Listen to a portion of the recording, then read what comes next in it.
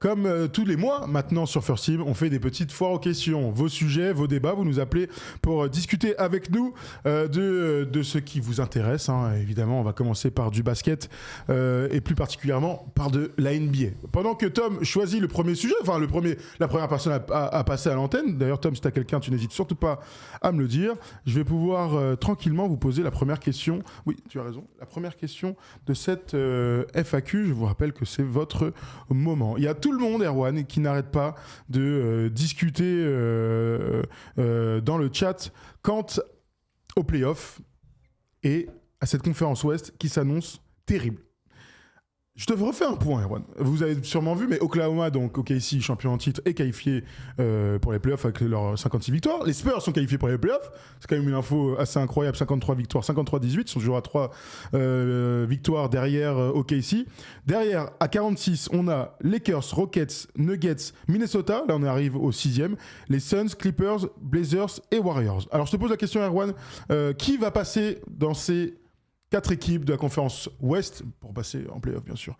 Suns, Clippers, Blazers et Warriors. Qui t'as envie de voir et qui va passer en play-off? Alors, j'ai pas envie de voir les Warriors, ça c'est une certitude. En même temps, Steph est blessé depuis tellement longtemps que. Aucun intérêt. Pas sûr qu'il ait les 65 matchs. On les adore, mais bravo pour la dynastie, super. On serait...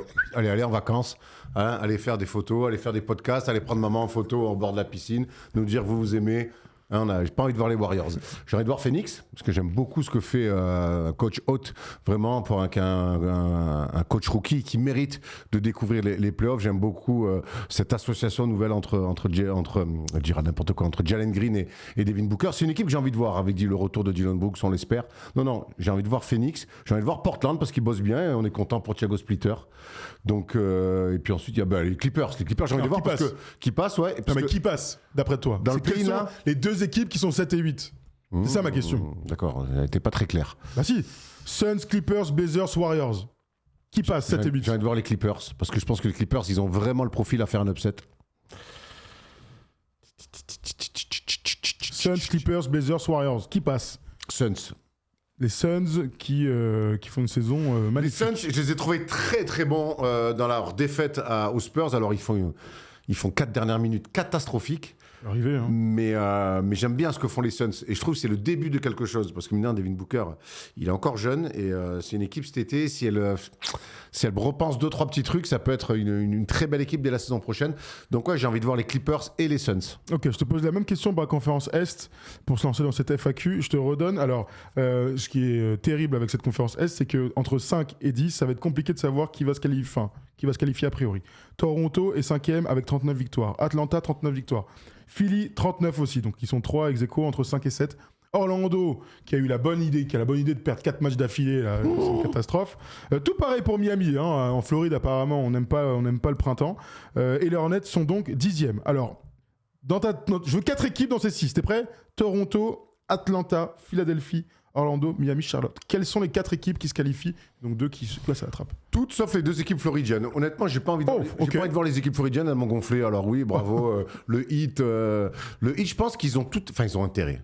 Ça leur ferait un petit peu, peut-être, un warm-up, une alarme pour leur dire, bon, faut peut-être qu'à un moment donné, on retente des coups. C'est une franchise quand même historique, qui a des titres, qui a un vrai palmarès. C'est un endroit où il fait bon vivre. Ça serait bien que cette équipe du Heat, la culture Heat, se remettent un peu à bosser et reproduisent des équipes qui peuvent un petit peu aller loin dans une post-season. Parce qu'en fait, là, ils sont en quoi? Ils sont ni en reconstruction, ils sont pas en construction, ils sont loin quand même de jouer les premières places. Ils sont dans cet entre-deux et je suis désolé, le Heat, c'est pas le Heat qu'on connaît. Donc moi, le Heat, je veux pas les voir. Et Orlando, il y a pas si longtemps que ça, on faisait une vidéo pour se dire, ils ont enfin trouvé l'alchimie tout. Ils vont repérer derrière. Banchero retombe dans ses travers. Franz Wagner est blessé et on sait qu'en plus Banchero Wagner, on en a parlé pareil dans la dernière vidéo, ça se marche dessus. Eux, il va peut-être falloir aussi qu'ils prennent une claque. On n'a pas confirmé cette année. Qu'est-ce qu'on fait cet été? Qu'on fasse des choix. Donc en fait, j'ai envie de voir Toronto qui bosse bien et qui me fait kiffer. J'ai envie de voir Atlanta qui, malgré une saison folle où tu laisses partir le visage de ta franchise depuis des années et que il y a des transferts top 6 les mecs, hein. Et les mecs en fait ils arrivent, ils continuent de gagner, ils s'accrochent, donc bravo. Qu'est-ce qu'il y avait qui d'autre? Charlotte, j'ai envie de les voir juste pour le kiff, et c'est mérité au vu de la saison. Et Philly derrière, même si en ce moment il galère avec les blessures, j'ai envie de voir quand même Philly parce que j'ai envie de voir Therese Maxey mettre 40 points en playoff. Vous nous dites conférence Est et Ouest, quels seront les laissés pour compte, on va dire ça comme ça, ceux qui vont rester sur le côté. Avant de prendre notre premier auditeur, j'ai vu une tech de T-Mac qui m'a intéressé, dont je voulais absolument te parler, sur l'expansion NBA. Alors vous le savez, il y a Seattle et Las Vegas qui devraient arriver en NBA en 2028. J'ai entendu Tracy McGrady dire un truc. Il disait, mais est-ce qu'on a assez de joueurs talentueux pour rajouter 2 nouvelles équipes et qu'elles soient performantes? J'ai trouvé ça ultra intéressant parce qu'en ce moment, même s'il y a des joueurs à potentiel, quand on voit le niveau, alors d'Indiana bien sûr, c'est très particulier, mais ils sont quand même à 16 défaites d'affilée les mecs. Quand on voit Washington en ce moment, c'est une brave catastrophe. Bon, c'est pour citer que, hein, mais je peux citer aussi Brooklyn bien sûr, et je mets Sacramento dans le wagon. Allez mec, avec le Jazz, allez vas-y, tu sais quoi, je me fais un kiff, je mets toutes les 5 dernières équipes. Est-ce qu'il y a assez de bons joueurs de stars NBA pour former 32 équipes en NBA? Bill Simmons disait un petit peu la même chose, un peu de choses près, en disant mais moi je comprends pas qu'on veuille rajouter 2 nouvelles équipes NBA. Quand je vois cette saison, il y a plus de 10 équipes qui tankent. Il y a quasiment 10 équipes qui sont depuis 3 mois plus du tout dans le coup, avec des niveaux de jeu qu'on a rarement vus en termes de faiblesse. Si on prend les 3-4 pires équipes de la ligue, c'est des niveaux de jeu qui sont minables. Le Jazz, ils ont tout pour s'accrocher à un play-in et espérer peut-être sortir du play-in. Eux, ils ont tanké depuis un mois et demi par rapport à la saison dernière, à la saison prochaine. Donc en fait, avec toutes ces équipes qui n'ont sur le niveau de jeu rien à faire dans ce qui est censé être la meilleure ligue de basket au monde, on va rajouter 2 équipes. Et je trouve que cette réflexion, elle est bonne. Alors oui, les nostalgiques, le vieux que je suis, de revoir Seattle, ça me fait kiffer. Même Vegas, c'est intéressant. De voir Vegas, ça peut être intéressant quand on voit la réussite autour des Las Vegas Aces. Mais ce que disait Bill Simmons, qui est souvent très, très pertinent et brillant, disait, mais en fait, délocaliser une nouvelle équipe, faites déménager des équipes, mais ne rajoutez pas 2 équipes, parce que tu as raison, au plus on rajoute d'équipes et au plus on voit finalement que le niveau baisse. Moi, cette année, alors certes, dans le haut de chaque conférence, il se passe des trucs très cool, mais le niveau moyen, je trouve, de la NBA est en train, année après année, de baisser. Alors heureusement qu'il y a encore les Spurs, OKC, qu'on voit les Lakers avec Luka, de l'autre côté, Détroit fait un truc exceptionnel, les belles histoires comme Toronto. Ok, on peut sortir, mais ça, je pense qu'elle est coupée en 2, cette NBA, entre le haut et le bas qui est très, très, très, très bas. Vraiment. Je me posais la question, quant à cette question, parce que je me disais, mais est-ce qu'il existe des 6e, 7e, 8e joueurs au sein de la NBA qui peuvent devenir, dans 2 ans, des 3e, 4e, 5e meilleurs joueurs? Parce que les stars, j'ai toujours l'impression que c'est une question d'environnement en NBA. Vous connaissez évidemment, il suffit d'être prêt et saisir sa chance. Et il y a toujours un mec qui va show up et qui va nous montrer qu'il avait tout ça en lui. Il avait juste pas l'opportunité. Mais quand tu vas plus loin dans les rosters, alors je dis 8, 9, je suis sympa parce qu'aujourd'hui, c'est des rosters de 15. Hein.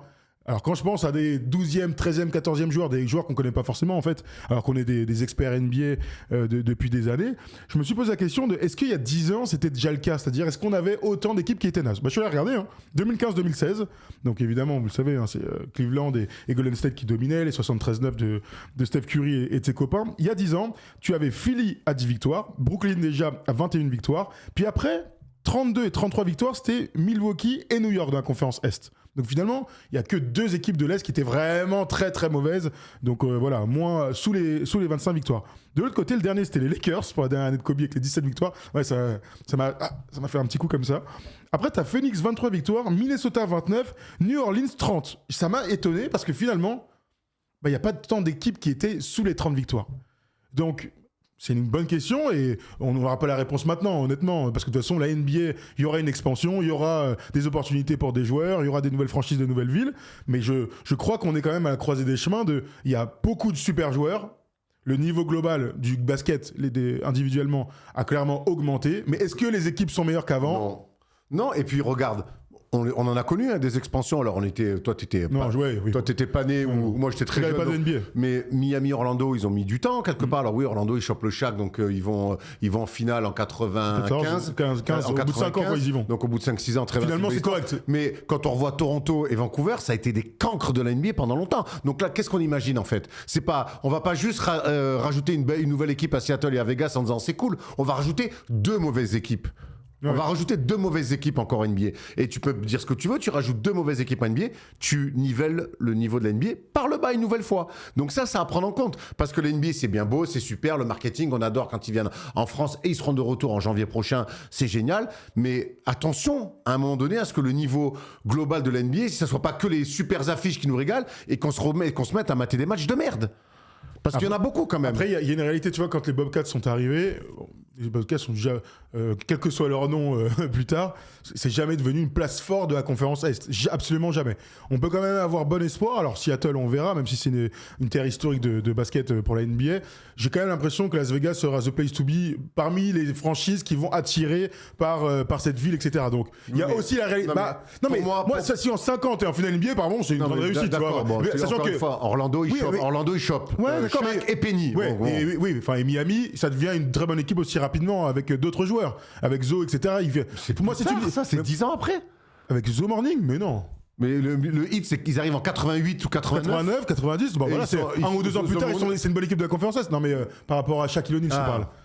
Je parle par rapport à la conférence Est de chaque. Je veux dire, si au bout de 6-7 ans, t'as une vraie bonne équipe contender, c'est ok. Mais c'est pas gage de réussite. Mais 6-7 ans, c'est pas rien en fait. Non, ça veut dire qu'au moins, ce que je veux surtout dire, c'est que les 2-3 premières années d'équipes comme ça, et c'est pas, moi, oui, Vegas, ça va attirer du monde si tu veux, mais c'est pas le lieu, ça prend du temps, même dans les bureaux, d'installer les mecs, de créer une culture. C'est pas juste associer des joueurs, trouver le bon coach. C'est pas ça. Là, il y a tout à créer. Et à Seattle, même s'ils vont récupérer la très belle histoire des Seattle Supersonics, mais il va quand même falloir repartir de zéro après quasiment une absence de 20 ans. Donc, il va falloir tout recréer. Et ça prend du temps. On peut me dire ce que tu veux. Donc, pendant 2 ans, 3 ans, 4 ans, allez, peut-être qu'à partir de 5, ça va être cool, mais tu vas rajouter 2 très mauvaise équipe de NBA.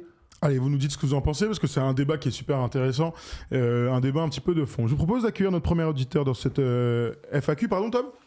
C'est Walter. On a eu Walid, c'est Walter maintenant. Ah ouais, superbe ça. Mais ouais, que les W. Il y a Wilt qui va nous appeler après. Tout à fait, Wilt the Stilt, n'est-ce pas ? Walter, salut, ça va ? What's up, W ? Salut les gars, ça va et vous ? Ça c'est mon gars, je peux dire qu'il a fait 14 ans de gospel, c'est un crooner d'exception. Si je connais mon gars. C'est Garou qui appelle en fait. Oui, n'est-ce pas ? Oui. Salut Walter, tu vas bien ? Ça va très bien et vous ? Impeccable. Bon, dis-nous tout, tu veux parler de quoi ? Je veux parler de Kobe, c'est pour ça que je vais aussi bien. Ok. Je veux parler de Kobe. Les larmes qui tombent direct. Comment ? Non, vas-y, je t'en prie, je t'embête. Vas-y. Je veux parler de Kobe et comme je le disais à Tom, je sais que vous êtes des grands fans de Kobe, je le suis aussi, et j'ai l'impression que depuis quelques années, il y a une petite mode qui consiste à minorer un peu sa carrière, à le mettre dans des classements all-time derrière des joueurs qui, pour moi, n'ont rien à faire devant. Et vous allez parler après du classement, je crois, Bleacher Report, là, sur le plus pur scoreur all-time. Quand j'ai vu ça, j'ai vraiment halluciné. J'ai l'impression qu'il y a du révisionnisme sur Kobe et je voulais avoir votre avis là-dessus. Sur le classement de Kobe dans le top 10 all-time, alors il y est évidemment, mais moi je sais que je le mets assez bas parce que on va le mettre 77e. Non, il y a plein de gens, par exemple, Gershon le met top 2. Il y a des gens qui, quand je regarde dans tous les podcasts d'anciens joueurs NBA, ils le mettent top 2, top 3. Il y en a qui le mettent devant Kobe assez régulièrement. Maintenant, il faut pas confondre le talent du mec, ce qu'il a fait, et l'œuvre et ce qu'il a accompli. Mine de rien, Kobe, et moi, regardez un match de Kobe à son top, regardez par rapport à LeBron, qui est les deux, de toute façon, tu te régales, mais j'ai toujours une tendance plus affective pour Kobe. Maintenant, comparer l'œuvre de Kobe par rapport à celle de LeBron, alors j'imagine que c'est peut-être pas de LeBron dont tu parlais, sur les joueurs qu'on met devant lui, mais c'est pas... Non, je vais être très clair dans ce que je pense. En fait, moi, je suis un peu plus jeune que vous, j'ai grandi avec Kobe. Depuis Kobe, à part LeBron et peut-être Duncan, je ne vois personne qui peut être dans la conversation avec lui. Je vois régulièrement des mecs qui mettent Curry devant, par exemple. Pour moi, c'est un non-sens total. Et j'ai plein d'arguments pour ça. Vas-y, non mais dis-nous tes arguments, on t'écoute. C'est une safe place. On parle de palmarès, par exemple. Pourquoi le seul qui peut rivaliser, pour moi, c'est Duncan ? C'est parce qu'ils ont tous les deux 5 bagues. Et aussi parce que si on regarde les équipes de Kobe, c'est super que vous montriez le match contre Portland tout à l'heure. On fait comme si Kobe avait été carré par Shaq. Déjà pour moi ça c'est un peu un mythe. Et de deux comme s'il avait toujours eu des super équipes. 2007, 2008, 2009. 2010 c'est autre chose, mais c'est pas des super équipes. Et Kobe a réussi à prendre un back-to-back avec des équipes bonnes mais pas exceptionnelles. Ça n'a jamais été fait derrière. Quand on compare à des mecs comme Curry par exemple, Curry est un immense joueur, il n'y a absolument rien à dire, mais a toujours bénéficié d'effectifs bien plus fournis que ce qu'a pu avoir Kobe. Walter, je suis pas d'accord. Le premier titre des Warriors, tu peux me dire ce que tu veux, tu reprends c'est une bonne équipe. C'est une excellente équipe. Très bonne, mais c'est pas une équipe où tu fais waouh. Alors dès que Durant arrive, ça change la donne. Et quand il gagne le dernier avec les face aux Celtics, pardon. 2022. Ouais. Là, mon gars, on est même surpris de le voir encore à ce niveau-là. Et en plus, il va glaner son premier titre de MVP des finales. C'est marrant parce que j'ai écrit un article chez Rivers et je parle justement de ça dans nos petites discussions. Mais Erwan, il a le deuxième meilleur shooter de l'histoire. Après lui, il a un nombre de role-players énorme en 2022. Alors, c'est son titre de 2022 à Curry, franchement, chapeau, rien à dire. Mais même si tu veux parler de 2015, l'année d'après, il fait avec exactement la même équipe la saison du record de victoires all-time. C'est bien la preuve que l'équipe est super fournie, qu'il y a un système hyper en place qu'il n'y a jamais eu, par exemple, aux Lakers. On oublie que Kobe jouait avec des Vujacic, avec des... mais Walter, ce système... Walter, ce système Warriors... Honnêtement, je suis là en train de défendre ça. Je sais pas où tu vas, laisse-le parler. Mais non, mais si, parce que aujourd'hui, quand Kevin Durant, il est MVP des finales 2 fois d'affilée, c'est parce que les Cavs, ils font un choix, ils disent, nous, on va défendre Curry. Nos premières défenses, le mec à qui on va laisser le moins d'espace, c'est Curry. Et évidemment, Durant, derrière, il est détruit les 2 ans d'affilée. Donc, le système Warriors, même il est construit autour de Steph Curry. Et tout le monde va en bénéficier. Pourquoi il n'est pas MVP en 2015 alors ? Quand il n'y a pas... c'est une hérésie. Parce que c'est une hérésie. Et là, on a le droit de dire. 27 points par match. Maître Iguodala, qui est... il a trop bien défendu sur LeBron, qui tourne à 37 points par match en finale. Celle-là, je te dis, je l'ai encore un peu en travers. Ouais, mais à moins de 40% LeBron. Non, mais oui, je suis d'accord, Curry aurait dû être MVP. En fait, dans ton esprit, c'est un débat Curry-Kobe, c'est ça le truc là ? Non, mais là, je prenais Curry parce que c'est un exemple de joueur qu'on met devant Kobe et qui, pour moi, tu peux pas l'entendre, encore une fois, un immense joueur. MVP unanime. Mais Kobe, c'est un two-way player de malade. Et encore une fois, il a gagné avec des équipes moins fortes pour moi. T'es un Bynum Gasol, mon gars. Non, mais franchement, moi, très honnêtement, vous savez à quel point nous, on aime Kobe et on le mettra toujours très très haut. Mais je pense que, comme ça fait longtemps qu'on regarde la NBA, je pense qu'il faut être un peu mesuré. Juste après 2022, avec Erwan, on avait fait est-ce que maintenant Steph Curry entre dans le top 10 ? Moi, j'ai dit franchement, tant qu'il n'a pas fini sa carrière, je le mets pas dans le top 10. Hein. Il peut peut-être avoir dépassé Hakim, ok. Donc moi, Hakim, c'est mon 11e. Voilà. Mais pour passer des steps encore, il faut attendre la fin de sa carrière, voir où il s'arrête en nombre de points. Enfin, il y a beaucoup de choses qui doivent entrer en ligne de compte. Donc Kobe, évidemment, sa carrière est terminée. Je rappelle quand même un truc que tout le monde a l'air d'avoir oublié, c'est que quand ils font donc les 3 finales d'affilée, 2008, 2009, 2010, qui font le doublé, il est en position pour faire un deuxième three-peat. Ce qui, vous le savez bien, est pas que difficile, n'a jamais été fait à part chez les Bulls et les Celtics d'un autre temps, bien sûr, de Bill Russell. En fait, ce moment-là, dans l'histoire, il est archi charnière. Oh putain, j'ai un truc incroyable. Dès que je parle de Kobe, je saigne, c'est incroyable, ça, c'est bizarre. Ce moment, il est un peu charnière parce que l'histoire de la carrière de Kobe aurait pu rentrer dans vraiment la discussion de GOAT. Alors évidemment, il n'a pas laissé un MVP de Jordan et 6 MVP de Karim, ni les 4 de LeBron James, mais nous, on l'a vécu, je vous le dis. Ni les 2 de Steph Curry. Mais nous, à l'époque, on se pose la question de est-ce qu'il ne peut pas être dans la discussion du GOAT ? En fait, mais tout à fait, sur les 25 dernières années, il n'y a que LeBron qui a été dedans. Enfin, moi, Steph, j'ai jamais mis dedans personnellement. Et donc, c'est une prouesse. Et c'est pour ça que, pour moi, il est 7e dans ma liste. Il y a mon affect. Les mecs qui le mettent 2, 3, 4, je pense que là, c'est un trop plein d'amour plus qu'autre chose. Voilà, c'est l'argument, surtout. Hein. Ah oui. C'est sur l'argument. Non, mais je ne le mets pas aussi haut que ça, parce qu'après, il y a des débats avec des mecs que j'ai pas connus. Tu vois, je peux pas comparer, moi, ne serait-ce qu'avec Magic et Bird. J'ai vu 3 matchs sur les Classic Games, je peux pas vraiment comparer. Mais je parle vraiment des joueurs que j'ai vus après lui, ou contemporains de Kobe. Et encore une fois, à part LeBron et même Duncan, j'ai un peu les mêmes arguments que pour Curry. Je vois personne qui rentre dans le débat avec lui. C'est un peu ça que je veux dire. Et notamment, je veux souligner un point, le côté two-way player. À part Kawhi sur quelques saisons, j'ai vu aucun mec aussi fort et offensivement et défensivement, à part Jordan bien sûr. J'ai vu aucun mec aussi fort des deux côtés du terrain que Kobe. Et Dans le ça, basket on a moderne, tu veux beaucoup dire? tendance à l'oublier. Curry, par exemple, je suis désolé, mais ça a jamais été ne serait-ce qu'un Non, c'est défenseur vrai, c'est convenable. vrai. Et voilà. Non, mais c'est intéressant. Moi, dites-nous si certains mettent Curry avant Kobe ou même dites-nous dans votre top 10 où est-ce qu'il est placé. C'est intéressant. Moi, de toute façon, nos top 10 là, quand tu regardes la liste, finalement, il y a très peu de joueurs qu'on a vus. Il y a peut-être c'est que la moitié qu'on a vu à fond. Parce que il faut placer Karim. J'ai bien dit Hakim en 11e. Karim pour moi est 3e toujours derrière LeBron et Jordan. Donc il y a quand même la moitié qu'on n'a pas vu jouer. Il faut dire la vérité. Voilà. Ah oui, Et il y a un peu moins de la moitié qu'on a vu beaucoup jouer même finalement. Tu vois. Donc pour rentrer dans le top 10, en fait, il faut faire des trucs qui sont tout à fait exceptionnels. Et la carrière de LeBron, elle est hors norme. Il a 2 carrières de Hall of Famer, le mec. Attends, mais celle de Curry, elle est hors norme aussi. Mais bien sûr, mais c'est pour ça on est d'accord pour essayer de le placer déjà dans le top 10, mais c'est une prouesse de ouf en fait. Après, moi... Elle est hors norme, Erwan, mais est-ce que ses coéquipiers aussi sont pas hors norme? Le mec, il a joué avec KD, Non, il a joué avec Klay Thompson. Ça marche pour tout le monde. Il a joué avec des role players. Encore une fois, Magic et Karim ont joué ensemble. 2016, Iguodala, le petit meneur, enfin le meneur un peu long, bref, j'ai oublié. Livingstone. Attends. T'es en train, et on adore Iguodala, t'es en train de me dire, attends, mais Steph Curry, il a joué avec Livingstone et Iguodala. Je les aime bien les deux, mes frères. De quoi on parle en fait?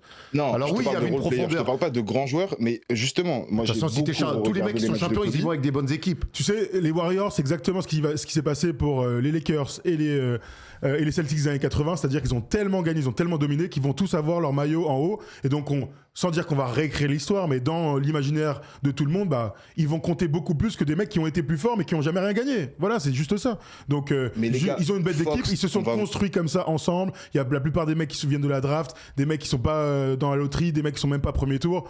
Bon, je pense quand même qu'on peut juste dire que les équipes championnes, c'est les meilleures équipes, c'est tout, quoi. Je veux dire, moi, je vais pas dire que les Lakers c'était pas une bonne équipe. Ils avaient ils avaient 3 ou 4 mecs qui sont allés au Hall of Fame un petit peu après. Et sur les 2008, 2009, 2010, enfin, Ron Artest et Iguodala, je sais pas qui est le meilleur des deux.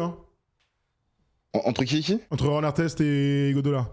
Donc finalement, Ron Artest, c'est que sur 2010, mais je suis d'accord avec toi, Ron Artest immense. Mais je parle plus des mecs genre Rick Fox, Farmar, Vujacic. Il y avait une paire de mecs qui ont tout fait après. Tu disais Bynum, Erwan, la carrière de Bynum après Kobe, enfin après les Lakers, c'est zéro. Oui, merci, on la connaît. Non, mais Walter, là-dessus. Non, mais Bynum après les Lakers, Philly, Cleveland, c'est dramatique. Mais quand il est aux Lakers, et c'est ça qui nous intéresse, les deux là, ils vont chercher Gasol avec un cadeau. Tu vois, tu me fais dire des trucs. Ouais. Avec un cadeau de Memphis. On va arrêter parce que là, on est en train de. On peut pas. Nous, on veut défendre les Lakers. Là, tu nous fais. Arrête un peu, Walter. Là, tu vas trop loin. Arrête. Un peu. Mais les gars, je l'aime trop, Kobe, je suis obligé. Mais on l'adore. On l'adore. Regarde, le maillot, il est derrière, il est dédicacé. Ça doit valoir 300 000 euros. Putain, j'espère.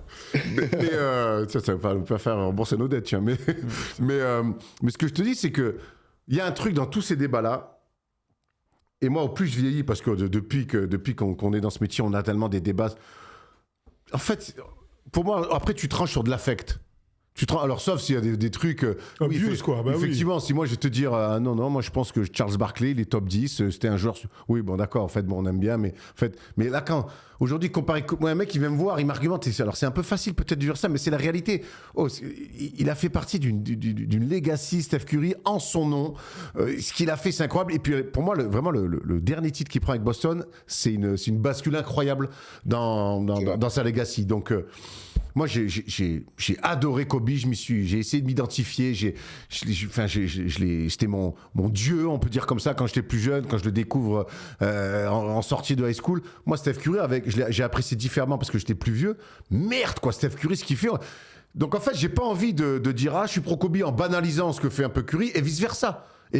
Non, je veux vraiment pas banaliser. Encore une fois, Curry, c'est un joueur immense. C'est peut-être le meilleur meneur de l'histoire. Il y a rien à dire. Mais si on met dans le contexte leurs accomplissements et leur palmarès, je trouve qu'on compare.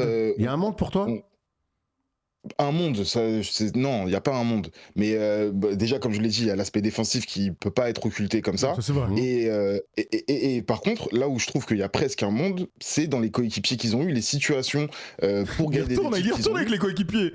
Mais attends, mais les Lakers, les Lakers font plus de 60 victoires et tout, c'est une bête d'équipe. Hein, je sais pas, Reprends-moi le roster là, de quoi, tu veux quelle année? Mais attends, donc il y a Trevor Ariza. Ouais, Trevor. En gros, pour moi, de 2016 à 2019 où KD part, c'est la meilleure équipe de très loin de la NBA, quoi. Il y a que d'après nous, il y a que les Bulls. Enfin, tu sais les équipes en général qu'on compare avec, donc il y a les Celtics, évidemment Celtics Lakers des années back in the days, mais dans le basket moderne, en général, on dit les Bulls de Jordan, on dit les Lakers de Kobe et Shaq. Et on dit les Warriors 2017-2019. Donc, alors, je veux dire, il y a débat, quoi. Parce que là, tu omets complètement le premier tripit, toi. Toi, tu t'en fous du premier tripit, t'en as rien à faire. Hop, non. Genre, il avait pas une bonne équipe en 2008, mais 2000 et tout, ça compte pas. Il y a le meilleur joueur le plus dominant, et autour de Kobe et Shaq, les Rick Fox, les mecs comme ça. Les Rice, Horace Grant.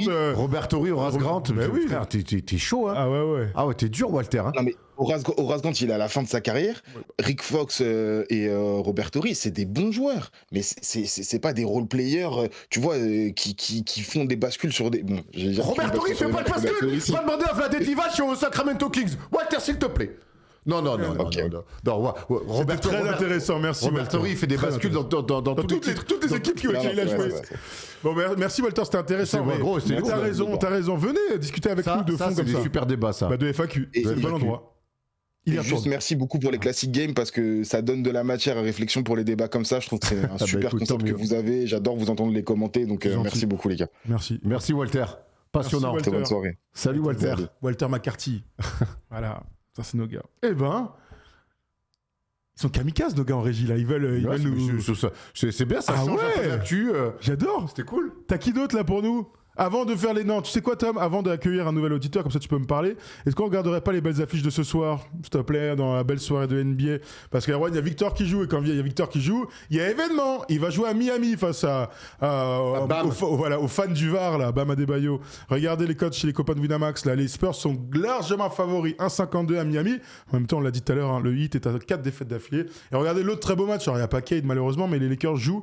Détroit n'est pas favori sans Cade, bien sûr. Et les Lakers sont à 1,80. Comme toujours, si vous voulez nous rejoindre. J'aurais bien aimé faire un petit Cade Luka. Tu m'étonnes. Peut-être en finale NBA, qui sait, pour la revanche de 2004. Comme toujours, hein, si vous voulez nous rejoindre, c'est avec Winamax. Regardez, c'est comme ça, c'est Erwan qui l'explique. Depuis plusieurs années, Winamax est partenaire de notre chaîne. Et avec eux, tu peux utiliser ton expertise pour gagner de l'oseille en pariant sur toutes les compétitions de basket. Sur les matchs, mais aussi, et ça on adore, parier sur les perfs des mecs. Tiens, je sens bien qu'un Serbe va faire un triple-double. Paris plutôt safe. Tu peux aussi miser sur qui sera le meilleur scoreur, le meilleur passeur, et même miser sur les duos. Bref, l'offre basket Winamax n'a jamais été aussi complète. En plus, ton premier pari peut être remboursé en cash à hauteur de 100 € maximum. Et vu qu'on est sympa, on t'offre même un petit bonus de 10 € lors de ton premier dépôt avec un code FT10. Plus d'infos en description. On rappelle quand même, le plus important, c'est strictement interdit aux moins de 18 ans. On est là surtout pour s'amuser. On est là, pardon, bien sûr. Alors sachez qu'on était en train de débriefer avec Erwan le petit débat avec Mac Walter, là, bien sûr. Walter, la famille. Incroyable. Non, mais on est en train de se dire qu'on était en train de défendre. Enfin, on était de l'autre côté des Lakers. Ça me fait mal au cœur. Je comprends que ces débats passionnent. Oh, je sais pas pourquoi j'avais mon casque. Je comprends que ces débats passionnent et que c'est aujourd'hui quelque part aussi ce qui fait beaucoup de reach sur les réseaux. Mais moi, j'ai un peu, et ça n'a rien à voir avec Walter. Je trouve ça plutôt cool, mais je trouve qu'aujourd'hui les débats du GOAT, les trucs comme ça et tout, en fait, on l'a tellement fait. En fait, aujourd'hui, moi, je peux entendre des mecs me dire « Ah ben moi, j'ai plus une préférence pour parce que nana. Et toi, ouais, moi, je suis plus... » Et puis, moi, les surexcités, énervés, là, qui t'envoient tous les trucs d'un compte pro ou d'un compte entier, ainsi de suite. Oh là là là. Et en fait, quand t'entends les joueurs eux-mêmes, on a eu la chance de poser la question à Karim Abdul-Jabbar. Des mecs ont posé la question à Jordan. À part LeBron, qui dit toujours... Il n'y a que LeBron. Qui s'auto-proclame, lui. Jordan, il dit, mais moi, je répondrai jamais à ça. Qu'est-ce qu'on s'en fout? Il dit, mais ton joueur préféré, c'était Dr. J. Ben oui. Je me suis inspiré de tout le monde. Moi, je voulais gagner absolument. Je voulais faire des trucs qui n'avaient jamais été faits. Mais moi, je me suis jamais... Et en fait, nous, on est là. Les mecs qui sont concernés, ils disent, mais non, ça marche pas comme ça. Et nous, on est là. Mais non, c'est lui le meilleur. En fait, on peut s'inspirer aussi de ces gens-là. Voilà, la nuance, la mesure. et puis on peut discuter. On le fait, nous aussi, le top. Il n'y a pas de problème, on adore faire des tops. Mais on n'est pas obligé de dire tu dis de la merde. Parce qu'il y a que. En fait, Steph Curry, là aujourd'hui, tu me dis qu'il est 5ème avec des bons arguments. On peut en discuter. Je vais te dire, gros, t'es né après 2010, mais, mais voilà, tu vois. Bon, alors calmez-vous un petit peu sur le truc. On a tous nos GOAT. Enfin, on a tous un GOAT, et c'est évidemment Michael Jordan, bien sûr. Et je ne suis pas ouvert à la discussion. J'ai vu une super vidéo, là, faudrait que je la retrouve, je vais te l'envoyer. Un père, tu vois, des trucs, c'est genre le père est fier, il a bien élevé sa fille, tu vois, la fille elle est adolescente, et il regarde un match de basket, tu vois. Et à un moment donné, il regarde, bref, il y a LeBron qui joue, et à un moment, il y a une stat qui arrive de LeBron, évidemment, sur la longévité, vous avez vu que LeBron est le joueur qui a joué le plus de matchs de l'histoire de la NBA, ce qui est une stat totalement dingue, quand on connaît Robert Parrish. Et donc, la fille, elle dit à son père, et c'est exactement pour ça que LeBron James est le GOAT. Et la gros musique un peu, tu sais, et là, petite larme, il est fier de sa fille, il l'a bien élevé. Là, je fais des kunyamao, frère. Mais tu sais que, pour revenir à ça, moi, j'ai certains potes qui sont, mais c'est même pas toujours fans. les mêmes. C'est même pas fan. Et en fait, un jour, dans ces débats stériles et débiles, je suis tombé dans le détail du détail où il me disait non mais LeBron James c'est un meilleur scoreur que Jordan. Un scoreur, oui. Je fais bah non. Je regarde, il est jamais monté aussi haut que sur les moyennes de Jordan et tout. Il me fait ah mais si, mais il a mis plus de points en carrière. Je fais frère, là je vais 9 ans de plus. Ah mais non, c'est... Quand vous t'arrives à des discussions de CE1 alors qu'on a 40 ans passés. Et en fait, c'est un truc qui est en train de me ronger parce que les mecs, au bout d'un moment, t'es rentré dans un truc très manichéen de je suis pour lui, et l'autre t'entends plus rien et t'en arrives à avoir des arguments de débile. Mais pour moi, Jordan était un scoreur beaucoup plus naturel. LeBron était un joueur beaucoup plus all-around. Mais sur le scoring, je pense que Jordan, il est quand même dans une planète où LeBron n'est jamais allé. Des saisons à 37, 38 points par match, 36, 30... ouais, il a marqué plus de points dans sa carrière. Oui, d'accord, il a joué 9 saisons de plus. Ah, c'est pas mon problème. Ah bon, d'accord. En fait, on arrive à des trucs de débiles comme ça. Et et honnêtement, personne n'en sort grandi de ces débats. Bah, surtout celui qui est complètement fou. Allez, je te propose de partir sur autre chose avec Nathan qui nous a appelé via Discord et qui va donc pouvoir relancer le débat de cette FAQ. Salut Nathan, tu nous entends? Oui, je vous entends bien. Je vous entends. Ça va tranquille, tu nous appelles d'où Nathan? Je vous appelle de Lyon. Ah. Alors, fan de Jean-Michel Aulas? Bah tu parles les verts à domicile, ça fout la haine. Celui-là, je vais déjà mettre dans la sauce, c'est super. Jean-Mi a passé un sale dimanche, Monaco qui vient gagner au Groupama Stadium et derrière il perd contre les verts à domicile. Le problème c'est qu'il a cru qu'il était toujours en Ligue 1, il a demandé un recours, frère, vas-y, arrête. Jean-Mi, il a pas la défaite, il a jamais été bon perdant, Jean-Mi. Ah, jamais. Aïe. Prochain, c'est Tony Parker à se présenter aux élections. Tout est possible. D'abord, il va être coach. Il va être coach. On va lui laisser le temps, parce qu'il a 75 ans, Jean-Michel Aulas, donc il y a encore un peu de temps pour Tipeee. Il est encore jeune. Bon, alors dis-nous tout, cher ami. Alors, j'ai une question. En fait, j'ai remarqué quelque chose ces dernières années. Je pense pas avoir totalement raison, mais vu que vous êtes des vrais amateurs de sport, je pense que vous pouvez me répondre. J'ai l'impression que l'impartialité dans le journalisme a beaucoup évolué, et je l'ai remarqué en premier lieu chez vous. Je ne sais pas si je me trompe, mais j'ai l'impression qu'à l'époque, vous montrez moins vos attaches envers, par exemple, Thomas, les Lakers, ou surtout Erwan avec les Knicks, où j'ai l'impression que... forcément, ils étaient vraiment nuls avant, surtout quand vous avez commencé, de plus montrer vos attachements aux équipes. Je le remarque aussi sur, par exemple, la NBA Extra, ou quand les Knicks gagnent la NBA Cup, on voit Jacques Monclar célébrer, ou Fred Weiss, fan des Raptors, enfin... Comment ça, Fred? C'est vrai? Je savais pas. Ah oui, non, il est vraiment fan, oui, il parle tout le temps d'eux. Il aime le Canada, tranquil, il aime la Poutine. Très bien. Bon, vas-y, avance. Mais j'ai cette impression, et moi, j'y vois aucun mal, au contraire. Enfin, moi, je suis content. Moi, ça me fait rire quand je voyais Erwan rager après les défaites des Knicks en play-off. Enfin, ça rapporte quelque chose. Enfin, moi, personnellement, quand je regarde du contenu, je suis pas forcément là pour voir un avis 100% objectif de gens totalement impartials qui ont perdu toute âme de fans de basket. Et je veux savoir si vous avez... Erwan, tu vas répondre en premier. C'est très intéressant, ça nous amène sur un super débat. On a plein de choses à raconter. Vas-y, Erwan, commence. Alors, c'est un savant mélange. C'est un savant mélange.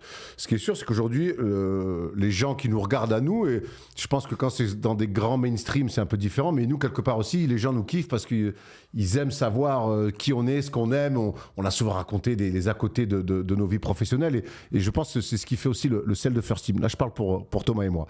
Après, moi, je sais que oui, je suis fan des Knicks. Thomas est fan des Lakers, mais j'ai l'impression qu'au contraire, on est plus dur dans les analyses avec eux qu'autre chose, plutôt que les voir toujours très beaux ou et de toujours dire c'est super, c'est génial. Moi je trouve qu'au contraire, tu vois, les Knicks sont plutôt depuis 2 ans dans des bonnes phases. Moi il y a plein de choses qui me gênent et qui vont me gêner encore sur les semaines et les mois qui arrivent.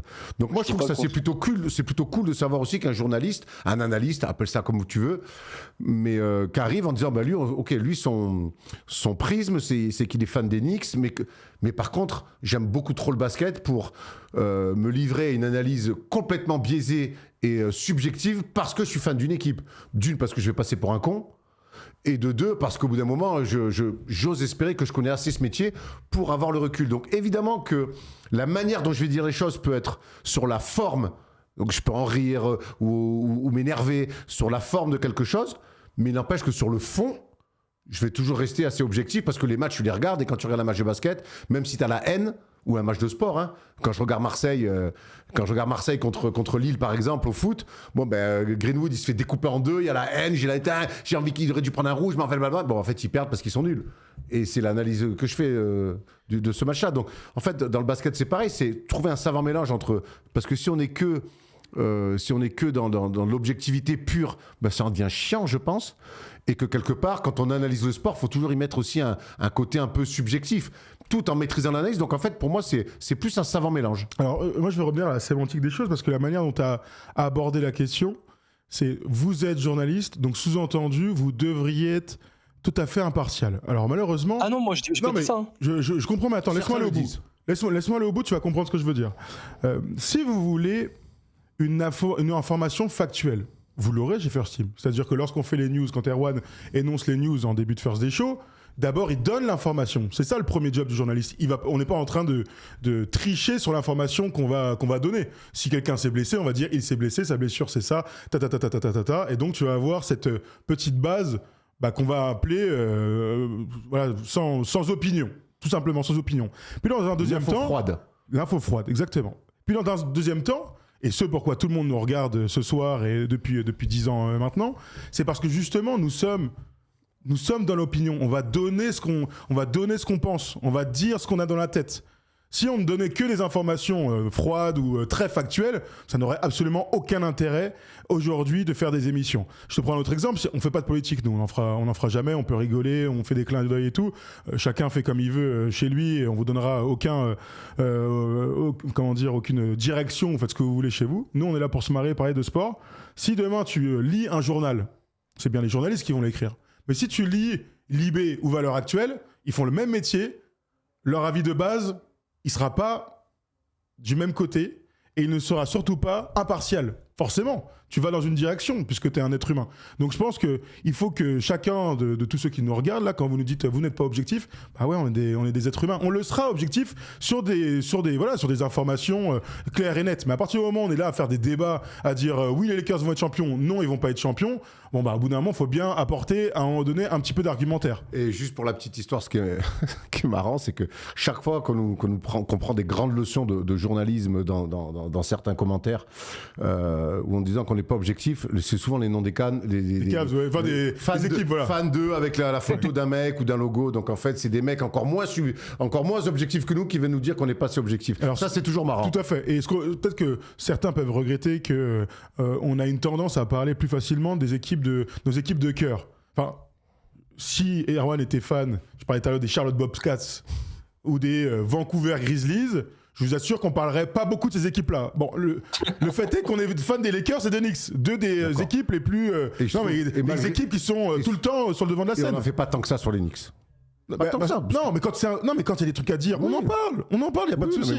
Mais j'ai pas l'impression. Les Lakers, le problème des Lakers, c'est qu'il se passe toujours un truc. Quand on dit Hollywood, les Lakers, il y a tout le temps un truc à dire. Ça, c'est intéressant. C'est intéressant ce que tu dis parce que, croyez-moi, le lundi, quand on doit trouver les sujets de la libre antenne, ou le mardi, quand on doit trouver les sujets du First Day Show, je me dis jamais allez, on peut parler de mon équipe, Thomas. Non, je veux qu'on parle de la mienne. Non, mais ça se passe pas comme ça. C'est qu'il y a une actu. C'est qu'à bout d'un moment, oui, il faut quand même qu'un sujet puisse intéresser le grand nombre, quand on fait les Spurs, évidemment, oui, on parle des Spurs parce que la dernière vidéo a super bien marché parce que la vignette et le titre, c'est les Spurs. Mais Moi, je suis pas là à me battre pour qu'on parle absolument des Knicks. Si l'actu s'y prête, on y va. Si l'actu des Lakers s'y prête, on y va. Maintenant, il s'avère qu'effectivement, que les Lakers, quand il y a LeBron James et Luka Doncic dans une équipe et que c'est les Lakers, eh bien, évidemment qu'on va beaucoup plus en parler dans la saison que d'autres équipes. Quand c'est les Knicks, où en plus il y a souvent eu des dramas par le passé, ben évidemment qu'on va en parler. C'est comme ça. Mais tu regardes toutes les émissions de foot, de qui PSG, vont parler Marseille, PSG, Marseille, Lyon. Moi, Voilà. moi, je bosse avec RMC sur le foot.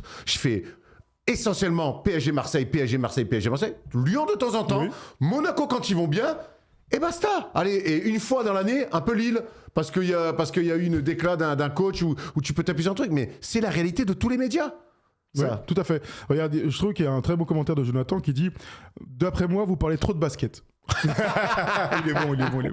Alors, est-ce que ça, on a commencé à répondre à ta question? Ça En fait tout cas, 10 c'est une minutes, on peut super y question répondre. que tu nous poses. Bien sûr. Oui, plus ou moins, mais en fait, je voulais aussi savoir si.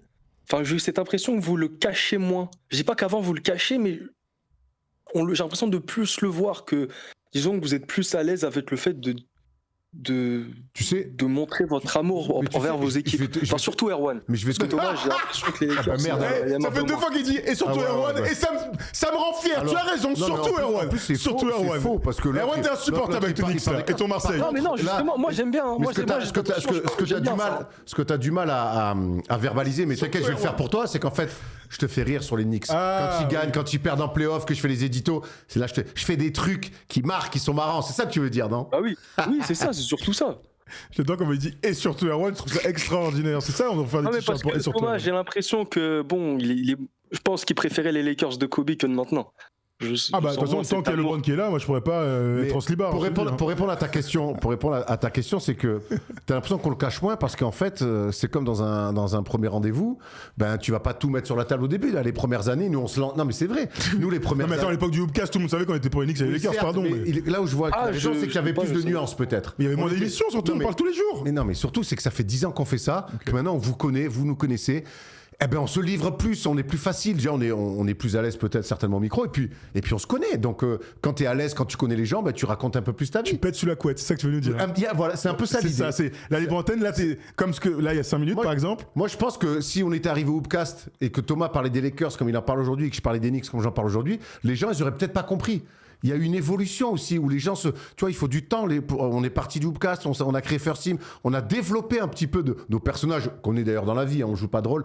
Mais pour ça, moi, il faut du temps. Et aujourd'hui, voilà, on a mis 10 ans aussi à créer des personnages où les gens viennent, ils disent putain, il y a le mec des Lakers, il y a le mec des Knicks. Ah, si les Knicks sont perdus, Erwan, il va être marrant. Si Thomas, Bah les oui, Lakers bien sont sûr. perdus, que LeBron est encore là, qu'il a gâté un match, ça va le faire rager. Donc ça fait partie tout ça du décorum. Mais si tu arrives au début et que tu sais pas qui on est et qu'on est comme ça aurait été mal vu. Mais et par contre, tout ce que je te dis, ça s'est fait naturellement. Hein. C'est pas un truc auquel on a réfléchi. Alors, je vois un commentaire et je me pose une question et je te la pose à toi, hein. Nathan, hein, c'est bien ça. Il y a Romain qui dit, plutôt que de parler des équipes que vous aimez, parlez plutôt de vos meufs. Est-ce que ça, c'est un sujet qui pourrait t'intéresser, Nathan? Oh, complètement. Ah oui, complètement. Ils sont bêtes. Ah, complètement. Ah, ouais. il a dit complètement, le mec, complètement. Si vous avez 2-3 tips pour les premiers rencarts là, avec filles ou garçons d'ailleurs, faites comme vous voulez, bien sûr, eh bien, nous sommes là. Vous nous envoyez un petit DM et Erwan sera ravi de vous donner, ouais, j'en rêve, moi. vous faire part de son Radio Love, expérience. Radio Love. Grande expérience. Radio Love, fantastique. Radio Love. Bon, merci Nathan. Est-ce qu'on a répondu à ta question? Franchement, oui, merci beaucoup. Eh ben, merci à toi. Franchement, elle est cool cette libre antenne. On va vraiment sur des sujets sur lesquels je m'attendais Oui, pas. parce qu'on voulait un peu parler des joueurs français, Maxime Reynaud qui régale, bravo à lui. Hein. Mais bon, je préfère largement des questions de fond comme Il ça. va ça venir peut- ici, Maxime Reynaud. On va l'avoir en Ouais, live. bien Ce sûr, sera mieux. bien sûr. Merci Nathan de nous avoir appelé. Merci Nathan. À la prochaine. Ciao, ciao. C'est là que t'es bon, surtout Erwan. Et il a placé 2 fois le sur Erwan, il était exceptionnel. Il a répété avant de venir, Nathan, c'est sûr. Il m'a régalé. Tom, un dernier peut-être, il est 26, j'ai envie de continuer. Oui, dis-moi. Mathias est là. Salut Mathias, est-ce que tu nous entends via Discord? Il fait très très chaud ici. Tu vois, j'ai bien fait de me mettre en bleu parce que je l'ai senti. Ah, bonjour Mathias. Ça va les gars? Ouais, on vous trouve bien.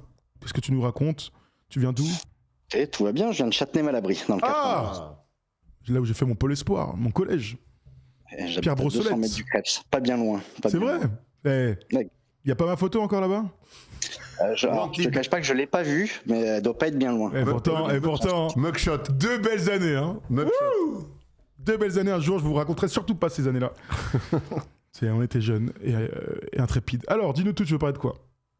Bah écoute, en fait, je voulais rebondir sur un débat qui avait eu il y a je crois, 1 ou 2 First Day Show, je sais plus exactement, autour. Alors je rebondis sur lui, mais pour revenir sur un joueur dont vous avez parlé tout à l'heure sur le débat autour de Kobe, mais sur un précédent First Day Show, je crois que c'est toi Thomas qui parlait des 83 points de Bam, en disant que cet accomplissement-là devrait, à ton sens, lui ouvrir les portes du Hall of Fame. Et ce sujet du Hall of Fame m'intéressait pour parler d'un joueur dont vous avez parlé tout à l'heure sur le débat autour de Kobe. Est-ce que pour vous, ça n'est pas une aberration ou une injustice en tout cas pour le moment qu'un joueur comme Robert Horry ne soit pas encore au Hall of Fame avec ses 7 bagues? Ça, c'est une grande super question. Bonne question. C'est une super question. Tu l'as vu l'interview qu'on a faite de Robert Horry il y a 1 an et demi? J'ai adoré. Merci. On vous le remet d'ailleurs, je vais vous remettre le lien dans le chat. Fantastique. Pour moi, Robert Horry ne doit pas aller au Hall of Fame. Il ne doit pas aller au Hall of Fame, mais c'est pas grave. Pour moi, il est dans l'imaginaire de tout le monde. On sait ce qu'il a fait, on sait ce qu'il est, on sait quel type de joueur c'est. Mais quand tu parles avec lui, je lui dis, mais comment ça se fait que, quand je lui pose la question de lui dire comment ça se fait que tes saisons régulières, tu étais un joueur random et qu'en playoff, tu arrivais à te surmonter. À te surpasser, pardon. Bon, il a sa réponse à lui parce que c'est un mec très cool, très peace. Mais finalement, quand tu regardes ses stats de saison, il a rien à faire au Hall of Fame, Robert Horry, de manière très factuelle. Alors évidemment que dans le romantisme, et on est des romantiques, moi j'adorerais presque qu'il y soit, j'ai envie qu'il y soit. Mais là, si tu ouvres la porte à Robert, alors c'est vrai qu'il y a ces 7 bagues qui peuvent faire basculer la balance, mais toi, tu l'enverrais au Hall of Fame, Robert Horry? En fait, je trouve que, enfin, tu vois, je bosse avec des athlètes de haut niveau aussi. Je suis préparateur physique, donc en fait, je trouve que la capacité à répondre présent dans les moments où ça compte, c'est quelque chose qui devrait être reconnu, vraiment à sa juste valeur. C'est être présent lors des grands rendez-vous, ne pas se cacher. Et puis lui, techniquement, évidemment, même s'il a une carrière plutôt random en termes de statistiques, dès que ça comptait, il était là. Il a mis des shoots évidemment clutch. Voilà, si on doit déterminer un joueur clutch, je pense qu'il sera assez haut dans le classement. Mais ouais, par rapport à ça, j'aurais tendance à le mettre parce que le vrai rôle qu'il a eu et les bascules dans des séries qu'il a pu avoir, voilà, cette capacité à répondre présent, à ne pas se cacher, c'est quelque chose qui, à mon sens, mérite d'être peut-être plus reconnu. C'est intéressant parce que, alors, on est tous plutôt d'accord pour dire que sa carrière individuelle, ses accomplissements de saison régulière, il n'y a rien qui doit l'amener au Hall of Fame. Mais à partir du moment où on se dit que le Hall of Fame, c'est le panthéon du basket, comment un mec qui a gagné 7 titres avec un rôle et des actions d'éclat dans chacun de ces 7 titres n'est pas dans le débat pour l'être. Avec les 3 équipes. T'as raison de souligner, en plus avec 3 équipes, sans dire il doit y aller, je trouve que c'est une super question à se poser, tu vois, en ouvrant le débat. Parce que, oui, ça n'a jamais été une star, en fait. Ça n'a jamais été une star. Mais il n'a même jamais été en course pour être une star. Rien du tout. Mais d'un côté, est-ce que je préfère avoir un mec qui a été une star mais qui n'a jamais rien gagné, jamais passé de tour, jamais d'accomplissement, T-Mac qui y est, ou un gars qui est quelque part le gagnant ultime, tu vois? Le gagnant ultime, t'as 3 projets différents, t'as 3 fois des rôles ici et là différents, et à chaque fois c'est toi qui es sur le terrain dans les money time, c'est toi qui fais gagner avec des tirs clutch, des buzzer beaters, des dunks ancestraux. En fait, je trouve que c'est un bon débat à ouvrir. C'est une super question. De toute façon, et plus j'en parle, plus j'ai envie de me dire, qu'il envoie sa candidature. Après, sur les stats purs, sur l'accomplissement individuel, je te dis, il est jamais All-Star, mais il n'y a même pas une saison où il s'en rapproche. Je te donne quelques stats, tu veux. En carrière, en 16 ans, il a plus de 1100 matchs, que la saison régulière. 10,3 points, 7 rebonds, 3,1 passes. Sa meilleure saison, d'ailleurs, ses 2 meilleures saisons, c'est les 2 saisons en tant que rookie avec les Rockets, où il a 12 points, 6 rebonds les 2 années. C'est un mec qui est très loin. Donc sur ça, il n'y a pas de débat. Après, je te dis, il y a cet accomplissement, il y a cette histoire, il y a ce rôle. Pour moi, c'est une jurisprudence, Robert Horry. Robert Horry, c'est une jurisprudence qui mérite d'ouvrir le débat. Sur les stats purs, comme je dis, pour commencer, il n'y a aucun... Il n'y a pas de débat, il n'y a rien à y faire. Mais bon, les gens j'ose espérer que les gens du Hall of Fame connaissent l'histoire et que quelque part tu peux peut-être faire une jurisprudence. Et d'ailleurs, il y a tout un discours qui pourrait être d'intronisation autour de ça. Et là, je te rejoins complètement sur Mathias, sur le côté clutch, être là au bon moment. Le match de ce soir, je peux te dire que Kobe sauve les Lakers, mais il y en a un autre qui met un tir à 3 points, encore une fois, archi important face aux Blazers. C'est Robert Horry. Robert Horry, avec les Lakers, il gagne 3 fois. Il y a 2 fois, je peux te dire, il y a 2 fois, il leur sauve la série. En finale de conf, c'est face aux Blazers sur ce match et face aux Kings. Donc, mais le fait que il y a tu vois, là, je vois la team qui nous dit Robert Horry, c'est une anomalie. Mais c'est pas exactement ça qu'on a envie de voir quelque part au Hall of Fame. Tu vois, vraiment un truc que personne peut-être ne refera. 7 titres, 3 équipes différentes, 7 fois avec des rôles sans être une star. En fait, je trouve que c'est un... Mais en fait, c'est un vrai kiff de se dire que ça peut être un Hall of Famer. C'est son rôle au long de la saison et c'est le rôle qu'il arrive à avoir en playoff. Moi, le match qui fait le match 5 à Détroit, lors des finales 2005, mais le 4e carton qu'il fait. Ça devrait t'envoyer au Hall of Fame direct. Alors la prise à 2 de Tayshaun Prince, il faudra qu'on m'explique sur Ginobili encore. Sur Robert Horry. En laissant Robert Horry, le dunk qu'il met où il s'arrache le bras. Enfin, moi, je me souviens que j'avais regardé ce match-là avec mon frère. On était à Marseille, mon frère qui est pas du tout un mec de NBA, mais tu sais qu'il m'en parle encore. Il me fait c'est le plus beau match que j'ai vu parce qu'on a vu ce mec-là steal the show. Et c'est ce qu'il était capable de faire sur des matchs de finale de conf, de finale NBA. En fait, moi, j'adore l'idée. Moi, j'adore l'idée de voir Robert Horry au Hall of Fame. Je trouve que dans le romantique que je suis, je l'enverrai. Mais le pragmatisme que peuvent parfois avoir les gens du Hall of Fame ne l'enverra pas. Bon, on vous rappelle, chaque année, il y a une élection et tout ça. Donc, quand on dit first ballot, c'est ça. T'es parmi les candidats et puis il y a une sélection. Il n'a jamais été nommé, même. Pas que je sache. J'ai pas l'info. Je pense qu'il rentre pas. C'est le Hall of Fame. Je vois très bien qui doit dire. On voit très bien. Et même qui doivent gérer la NCAA un peu. Tu vois ce genre de. Je les vois très bien. Les anciens arbitres. Les anciens, là. Voilà. Donc, je pense que Robert Horry, il rentre pas encore dans leur cadre. Tu vois, c'est comme. Voilà, il a pas joué 65 matchs, quoi. Ouais. Bon, voilà, on a essayé de répondre à ta question. C'était intéressant. Super question, encore une fois. Et par contre, les gars, juste si je peux rebondir, il me semble que sa candidature y était l'année dernière, mais qu'il n'a pas été retenu finalement. Donc, on peut peut-être se dire que après quelques années, sa candidature sera peut-être validée. Et puis, on adore à chaque fois les discours qu'on voit au Hall of Fame, et j'ai toujours en souvenir le speech de Rudy Tomjanovic qui avait qui m'avait mis des frissons en disant à la fin qu'il plaidait pour la cause de Robert Horry, et être aussi altruiste le jour où tu as intronisé toi-même. J'avais trouvé ça incroyable. Donc, tiens, regarde, je regarde un tweet de Basket Info. Finaliste de la QV 2025, Robert Horry ne sera finalement pas nommé au Hall of Fame cette année, contrairement à Dwight Howard et Carmelo Anthony. C'est comme ça, j'ai été nominé, ce qui a déjà été une bénédiction. Donc maintenant, je dois juste attendre et voir ce qui se passera la prochaine fois. Les gens oublient toujours que le Hall of Fame, ça concerne toute ta carrière, pas juste ce que tu as fait en NBA.